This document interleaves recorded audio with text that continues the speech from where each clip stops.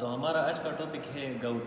सबसे पहले गाउट की डिफिनीशन क्या है। गाउट एक्चुअली एक इन्फ्लेमेटरी डिजीज़ है जिसमें हमारे पास मोनोसोडियम यूरेट क्रिस्टल्स की डिपोजिशन हो जाती है जॉइंट्स के ऊपर।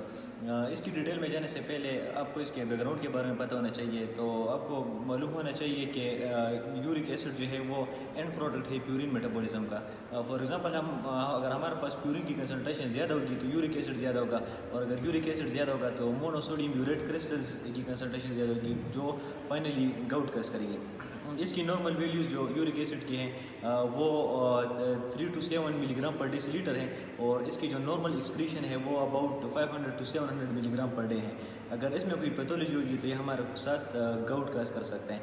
और मेनली ये गाउट डिजीज़ ये मेनली आपकी बॉडी के दो पार्ट्स को इफेक्ट करता है, एक joints and second kidney. Joints में आपके साथ सीवियर कंडीशन में अर्थराइटिस काज करेगा, और किडनीज़ में ये किडनी स्टोन काज करेगा।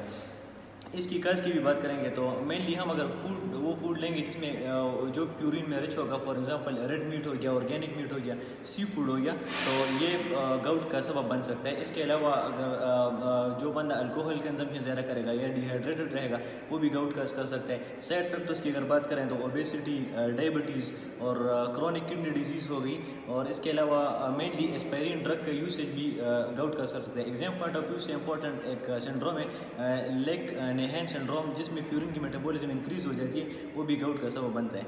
और इसके बाद फिर हम सिम्टम्स की बात करेंगे तो सिम्टम्स में गाउट मेनली आपकी जो टो होता है ये उसको इफेक्ट करता है। आपका फर्स्ट मेटाटार्सल जॉइंट वो रेड और स्वोलन और हॉट वो अपीयर होता है, और इस कंडीशन को हम पोडेग्रा कहते हैं। इसके अलावा ये अगर सीवियर कंडीशन हो तो और आपके जो जॉइंट्स हैं, ankle joint, knee joint, wrist joint, ये उस तक भी आ सकता है। और इसके अलावा आपके जो सीवियर कंडीशन में हैंड्स पे लम्स अफेयर हो जाते हैं इस जॉइंट्स पे, वो ये कंडीशन भी काज कर सकते हैं। फाइनली मैं अपनी ये डिस्कशन ट्रीटमेंट पे कंक्लूड करूँगा।